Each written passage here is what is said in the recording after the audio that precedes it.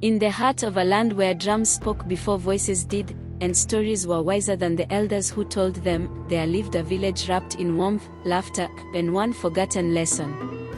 A lesson so important, so deeply buried in the roots of the baobab tree, that when it was finally unearthed, it left the whole village changed.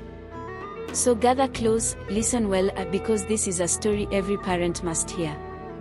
Long ago, in a village called Kanda, a place nestled between golden grasslands and river songs, there lived a boy named Tando. Tando was bright like the morning star, quick with his feet and quicker with his tongue. His laughter could lift the weariest heart.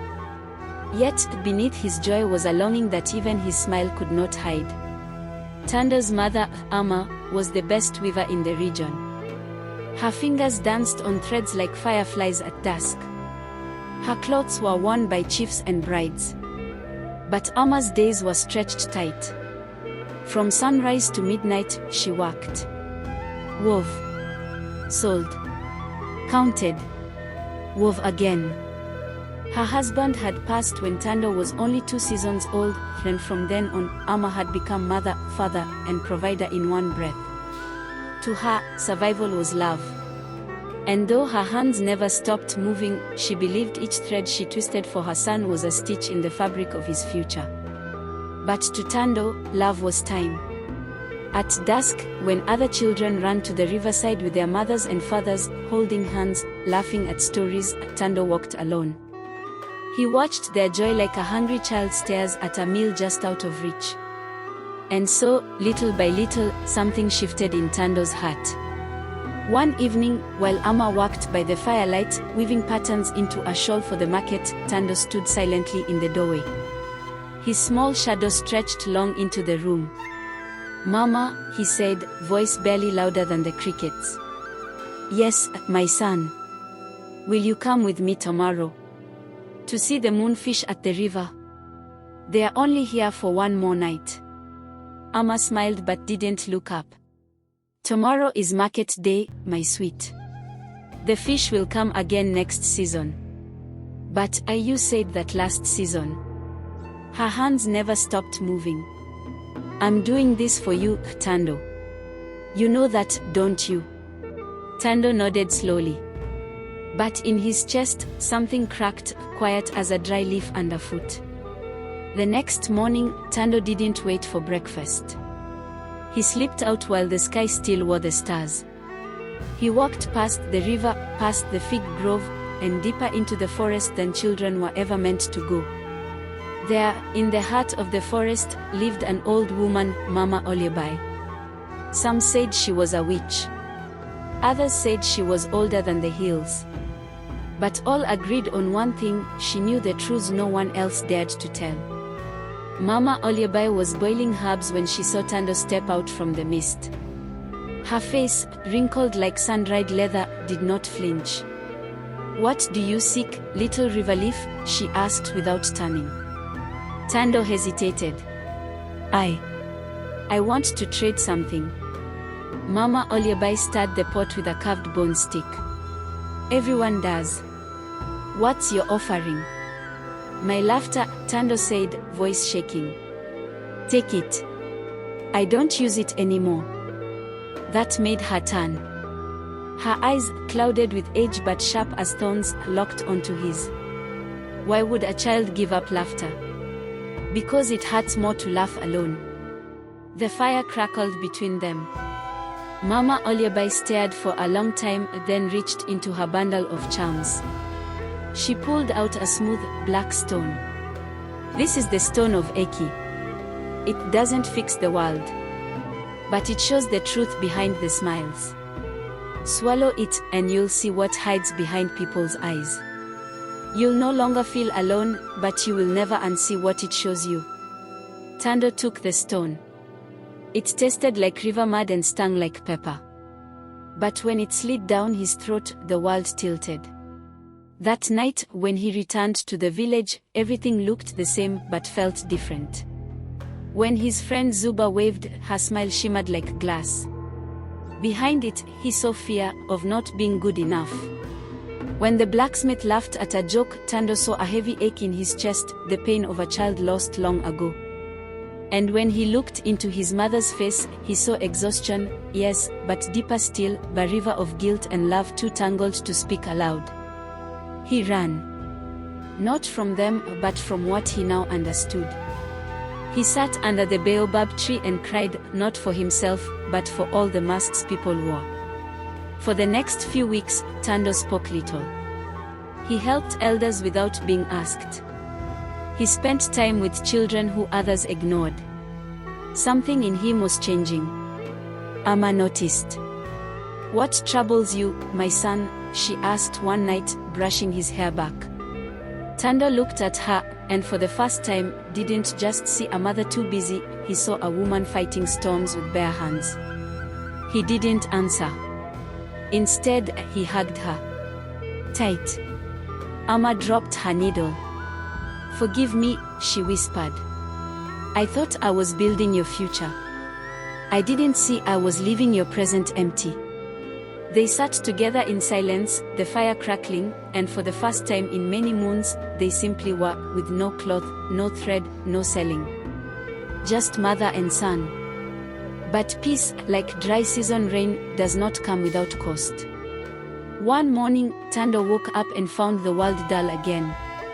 Zuba's smile was just a smile. His mother's eyes held no river of emotion. The stone of Eki had faded. He ran back into the forest, heart pounding. "Mama Olyabai," he cried. "You took it back." The old woman emerged from her hut. "No, little one. It was never meant to stay. The truth must visit, not dwell. You have seen. Now you must choose what to do with what you know." Tando stood at the edge of the forest, his fists clenched, heart aching. The world had changed once, become clear, raw, real, and now, like a dream slipping through waking fingers, it had returned to its masked ways. He didn't want to forget. He didn't want to stop seeing. Mama Olyabai, still stirring her smoky brew, glanced at him. "You've been given sight, child. That is more than most ever receive." "But I didn't fix anything," Tando said. "All I did was see pain. Now it's all hidden again. What's the point of seeing if you can't help?" The old woman let out a sound, a laugh, maybe, or a sigh twisted by the wind. "The point is not to fix people, Tando. It is to understand them. To carry their pain gently, like a calabash of water on your head.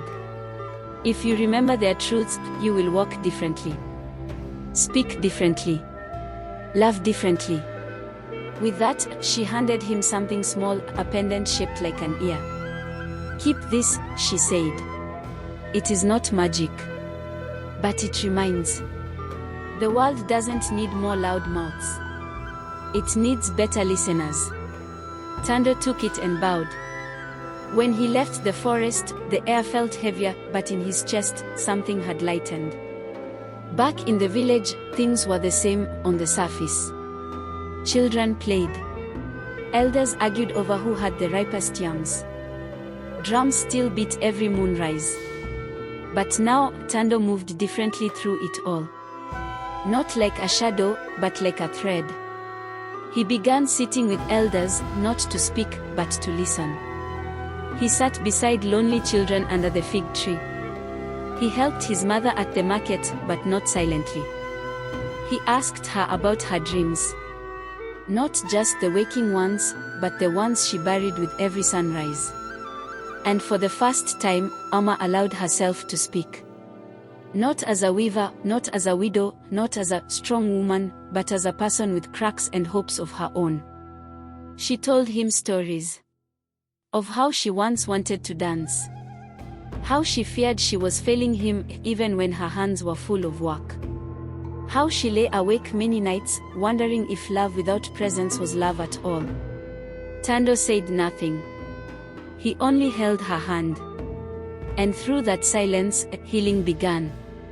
One morning, the village awoke to a surprise. A council meeting had been called, not by the chief, not by the elders, but by the children. At the center of the gathering circle stood Tando, holding a wooden stool he'd carved himself. My people, he began, his voice clear and humble, I have no gray hairs. I have no titles. But I carry a message we've all forgotten. It's time we listen to our children, not just teach them. Time we carry their feelings, not just their chores. We must stop building strong walls and start building warm homes. The crowd murmured. Some nodded. Some frowned. One elder leaned forward. And what do you know about parenting, boy? I don't, Tando admitted. But I know what it feels like to be a child who thinks he's invisible. That struck like thunder. Then, one by one, other children stepped forward. Zuba spoke about her father who never looked up from his carvings. Little Kojo said he missed his mother's hugs, even though she cooked his favorite stew. Soon, even adults began to speak. A father confessed he didn't know how to talk to his teenage son. A mother admitted she punished her daughter with words she still carried from her own mother's mouth. The village grew quiet. Then the chief, a tall man with eyes like dusk, stood. We have been planting seeds with no water, he said. Working for our children, but not with them. That changes today. From that day, the village began a new tradition. Every 7 sunsets, families would gather by the river for Yuzo wa Moyo, the opening of hearts. There were no chores, no trade, no lessons, only storytelling, games, singing, and listening. At first, it felt strange. Parents stumbled over words. Children were shy. But slowly, laughter bloomed where silence had lived. And Amma. She changed too. She still wove, but now only in the mornings. Afternoons were for walks with Tando, for dancing in the kitchen, for sitting still. She even wove a new cloth, bold, red, and blue with golden spirals. She called it the listening cloth.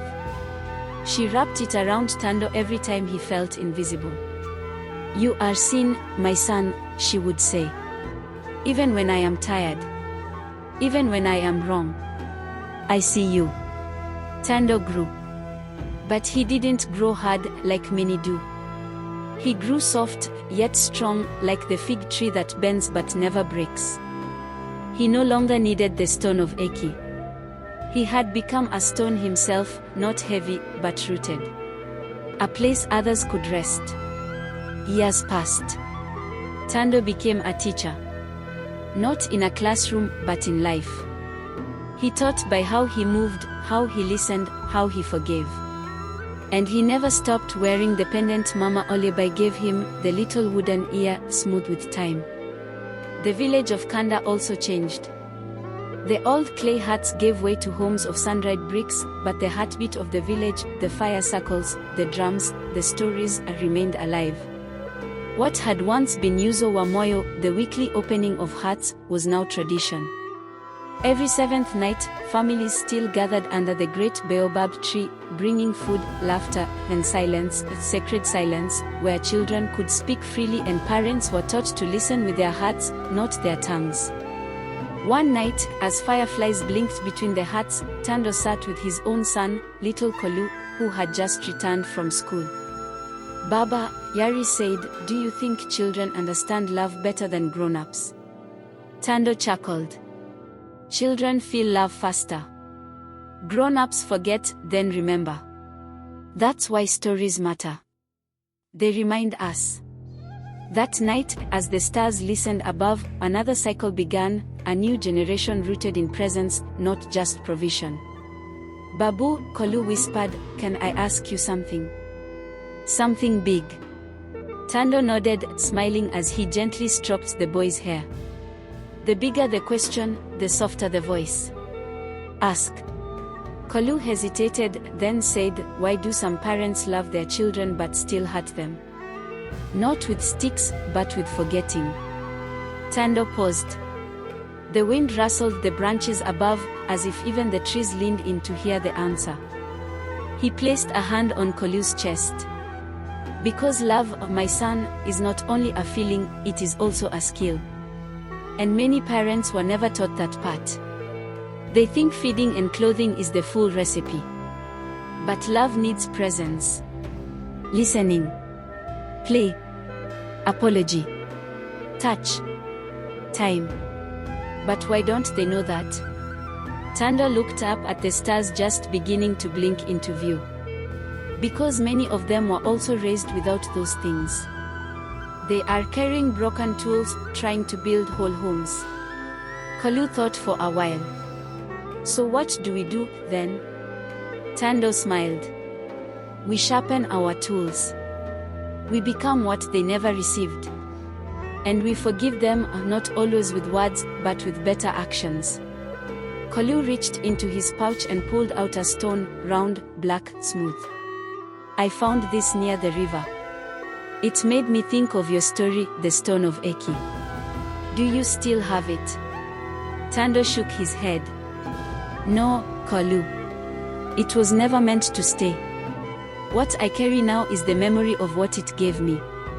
That is enough.